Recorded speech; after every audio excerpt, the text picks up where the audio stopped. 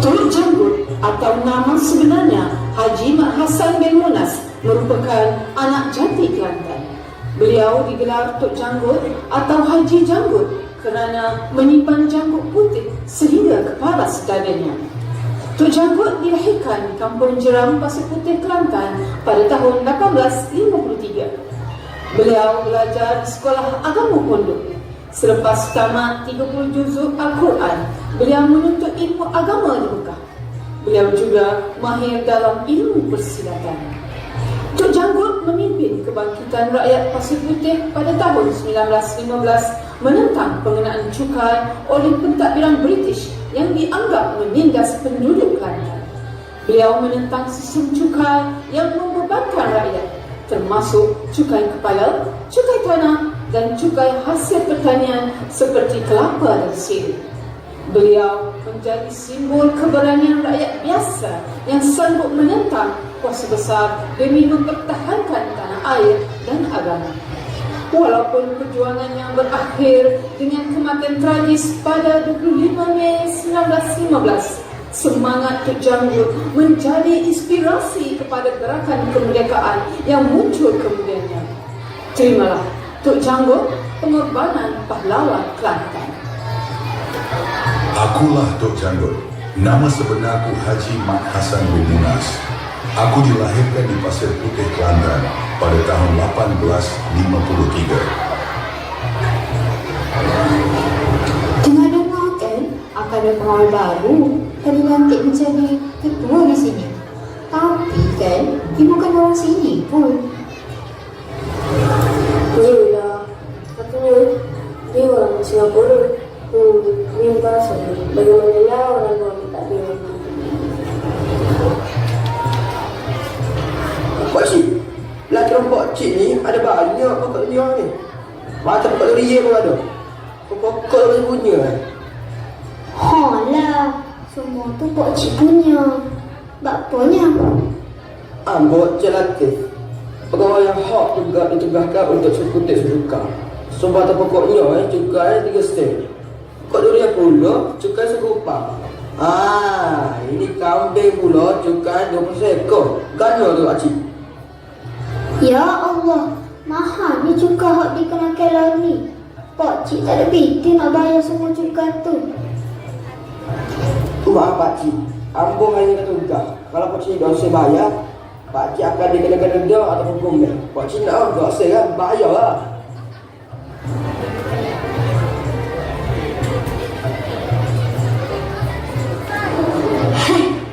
Cik Latif telah memiliki orang kampung. Dipaksa penduduk bayar asing. Jika lewat, didenda berlipat kali ganda pula.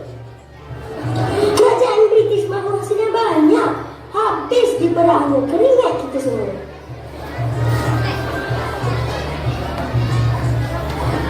Mengapa pendapatan hasil Pasir Putih pada tahun ini sudah berkurang? Saya percaya Engku bersejarah dan Tok Janggut menghasut rakyat supaya jangan membayar cukai. Saya pun nak dengar khabar ini.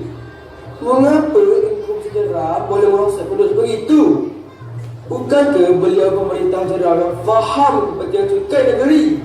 Ya Tuan, beliau tidak lagi berkuasa untuk memungut cukai. Jadi, beliau tidak sukalah sebab kuasanya telah berkurang.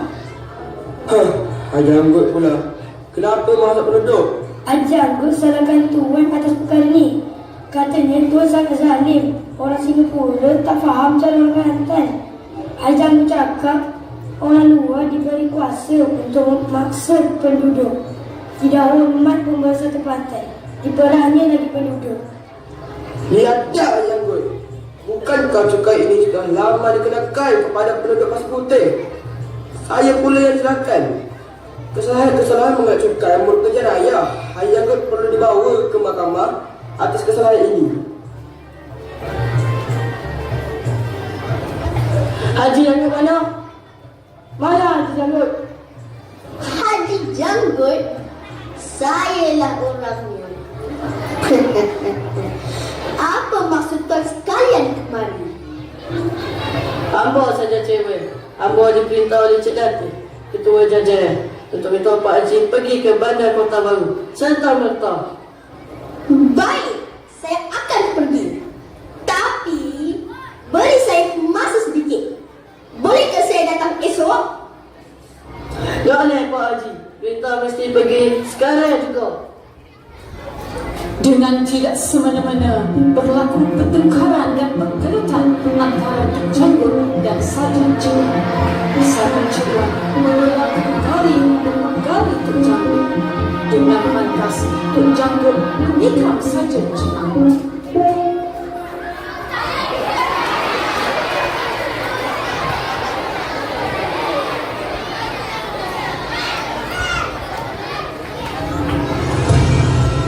Latif, Saja Ciwan telah dibunuh oleh Tok Janggut.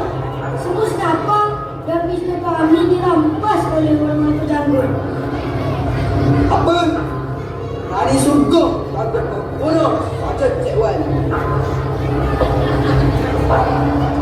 Peristiwa pembunuhan Sarjan Ciwan pada 29 April 1915 menandakan bermulanya kebangkitan penduduk Pasir Putih terhadap British di Kelantan.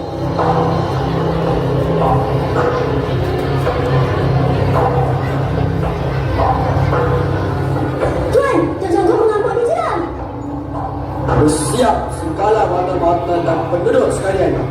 Kita akan melawan pihak Tok Janggut. Lebih baik Tuan lari sekarang. Jika tidak, akan menjadi suatu pergaduhan yang dahsyat. Berapa ramai yang pakai bersama Haji Janggut? Pengikut Haji Janggut seramai 2,000 orang bercampur dengan pengikut Engku bersejarah. Mereka bersedia dengan senjata.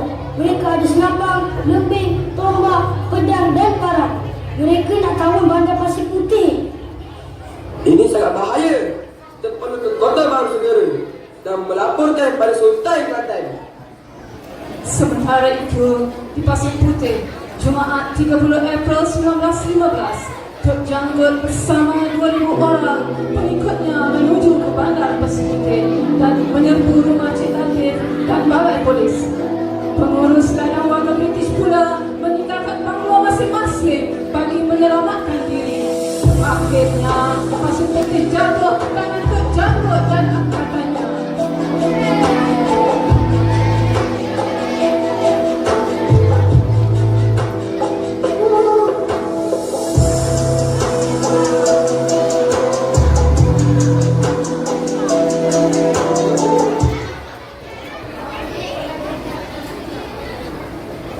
Ampun tuanku, Patik mahu melaporkan kejadian yang berlaku di Pasir Putih. Haji Janggut dan Engku Besar geram membuat kacau tuanku. Hai Tok Janggut dan Engku Besar, pendahaka rupanya. Hantar orang-orang untuk tangkap mereka.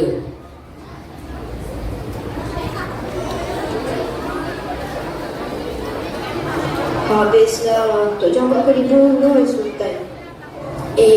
Mana boleh dibunuh? Tok Janggut kan bukan sebarang orang. Baiklah, kita tengok apa yang berlaku kesedahannya. Berdoalah semua kawan melindungi kita daripada malapetaka. Harapnya tak berlaku perang dalam negeri seperti perang Raja Kapal Laut, penyambaran Raja Kota Baru tempoh lalu. Atau benda habis musnah rosak binasa.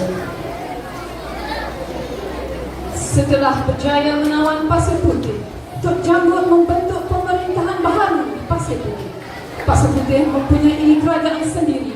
Engku Besar diangkat menjadi raja, manakala Tok Janggut menjadi Perdana Menteri.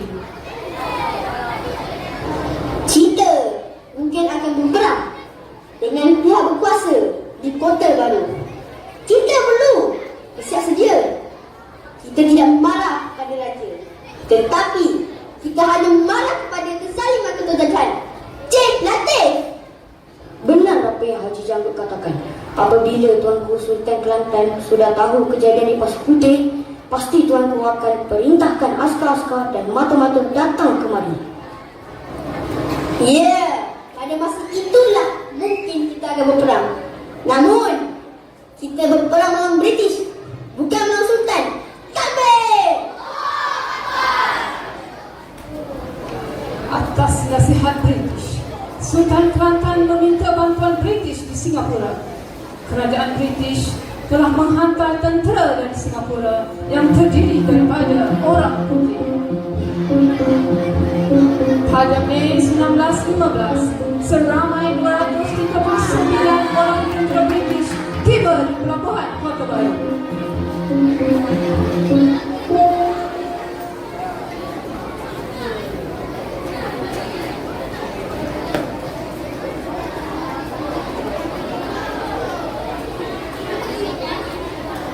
Ternyata British takut dengan kita. Dia hantarnya satu kapal perang Singapura ke sini. Sedangkan mereka sibuk berperang di Eropah. Kita perlu bijak bertempur dengan British. Mereka ada senjata yang kuat. Kita kena pandai bermenghelah dengan mereka. Kita bersembunyi dulu. Kita bukan gentar. Kita tunggu mereka keletihan. Barulah kita serang mereka. Apabila tentera British tiba di Pasir Putih pada 12 Mei 1915, pasukan Tok Janggut tiada di situ. Tok Janggut dan pengikutnya yang setia bersembunyi di seluruh tempat. Tentera British melancarkan gerakan memburu Tok Janggut, tapi mereka tidak berjaya menemuinya. Nampaknya kita kena pulang ke Singapura. Kerana kita kena menjaga Singapura daripada diserang kapal musuh Jerman. Jangan risau. Nanti pasukan tentera Sih akan datang membantu. Pada pertengahan bulan Mei, tentera Sikh sampai di Pasir Putih. Mereka membuat rondaan dan menjalankan operasi yang berterusan untuk memancing keluar Tok Janggut dan pembesar-pembesar yang lain. Dik, mana pergi umpu besar jeram? Mana pergi Tok Janggut?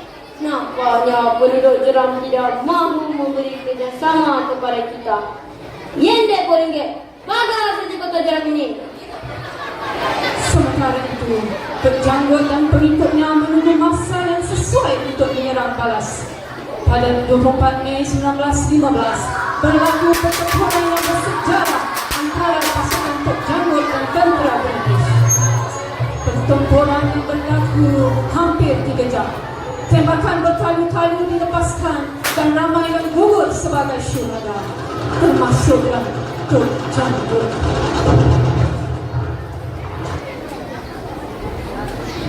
Bagi penjajah British, Tok Janggut merupakan penderhaka dan pengacau keamanan. Tetapi, bukankah British melabel-label pahlawan bangsa sebagai penderhaka sepanjang sejarah? Tok Janggut, Mak Kilau, Datuk Bahaman dan Tok Gajah diisytiharkan sebagai penderhaka oleh Sultan. Namun, semuanya dilakukan atas arahan British. Tok Janggut, pahlawan berani menentang penjajah yang merampas milik negeri dan perbudakan anak bangsanya. Semoga Allah mencujuri rahmat kepada Tok Janggut dan para pejuang Pasir Putih yang gugur berjuang demi mempertahankan bangsa dan agama.